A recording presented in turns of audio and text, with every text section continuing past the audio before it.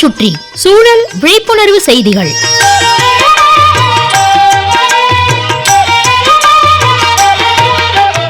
அன்புள்ள கணேசன் சார் அவர்களுக்கு உங்கள் மாணிக்கம் எழுதும் மடல்.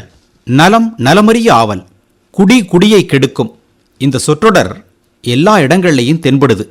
ஏன், குடிக்கிறதுக்காக பாட்டில் வாங்குறாங்களே, அதுலயும் இது இருக்கும். நிறைய வாகனங்களின் பின்பகுதியில் எழுதியிருப்பாங்க.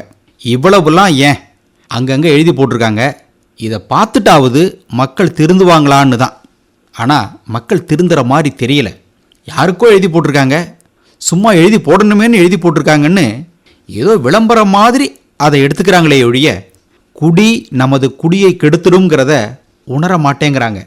மது பழக்கம் எவ்வளவு தீங்கை விளைவிக்குமோ அதே அளவுக்கு தீங்கினை சமீப காலமாக அதிகரித்து வரும் தூக்கமின்மையும் உண்டாக்கி வருதுன்னு ஒரு ஆராய்ச்சி தகவல். தூக்கமின்மை கோளாறு உடல் மற்றும் மன ரீதியா என்னென்ன விளைவுகளை உண்டாக்கும்னு மருத்துவர்கள் ஆராய்ந்து பார்த்துருக்காங்க.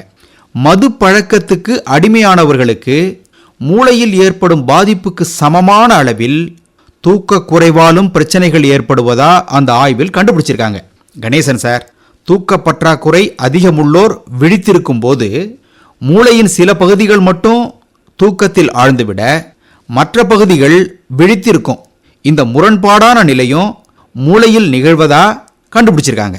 ஏட்டிக்கு போட்டி, வீட்டில் ஒருத்தர் ஒழுங்காக இருக்க இன்னொருத்தர் ஒழுங்கீனமாக இருந்தால் எப்படி, அதுபோல தான் இது. அதனால் குடிகாரர்கள் மட்டுமே தங்களது உடல் ஆரோக்கியத்தை கெடுத்துக்கொள்வதாக நினைக்க வேண்டாம். தொடர்ச்சியாக தூக்கத்தை தொலைத்தவர்களும் அதே அளவுக்கு இணையான சீர்கேட்டை சம்பாதிக்கிறார்கள்ங்கிறத உணரணும். அதனால் நல்லபடியாக தூங்கணும். ஒரு நாளைக்கு 24 மணி நேரம், அதில் 8 மணி நேரமாவது நமக்கு ஆழ்ந்த உறக்கம் வேணும். அதிலும் இப்போது எல்லாரும் கையில் கைபேசி வச்சுருக்காங்க, வீட்டில் கணினி இருக்குது, தொலைக்காட்சி இருக்குது. இதிலெல்லாம் நேரத்தை செலவழிச்சிட்டு அப்புறம் உறங்க போகிற நேரம் நடு நிசியாயிடுது. காலையில் மெதுவாக எழுந்திருக்கிறவங்க இருக்கிறாங்க. சில பேருக்கு 6 மணி ஆனால், ஏன் 5, 5:30 மணி ஆனாலே தூக்கம் கலைஞ்சிரும். அப்போது சரியான தூக்கம் இருக்காது. உடல் உபாதைகள் கண்டிப்பாக வந்து சேரும். நாமளே வம்ப விலை கொடுத்து வாங்குகிறோம். கணேசன் சார், குடின்னு எழுதும்போது எப்படி அந்த குடி நமது உடல் நலத்தை கெடுக்குதோ அதுபோல் குடித்து விட்டு அந்த கண்ணாடி பாட்டில், குடிப்பதற்கு பயன்படுத்தப்படும் பொருட்கள் இவற்றை தூக்கி எறிகிறாங்க.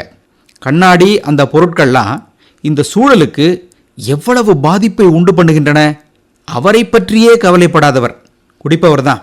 அவரை பற்றியும் அவர் குடும்பத்தை பற்றியும் கவலைப்படாதவர் இந்த சூழலை பற்றி என்னத்தை கவலைப்படுவார்? இவற்றையெல்லாம் அடியோடு தடை செய்தால்தான் சூழல் சீர்படும். உலகில் பல நாடுகளில் நெகிழி பொருட்களுக்கு, அதான் பிளாஸ்டிக் பொருட்களுக்கு முழுதான தடை இல்லை. சில நாடுகளில் சில மைக்ரான் அளவுக்கு மேலிருக்கும் நெகிழி பொருட்களுக்கு தடை இல்லை. சில நாடுகளில் நெகிழி பைகளுக்கு கட்டணம் வசூலிக்க வேண்டும் என்று சட்டம் இயற்றப்பட்டிருக்கு.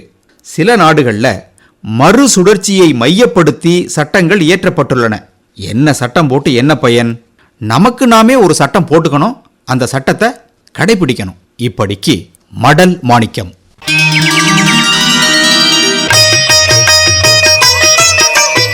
நம்மை சுற்றி சூழல் விழிப்புணர்வு செய்திகள் கேட்டீர்கள்.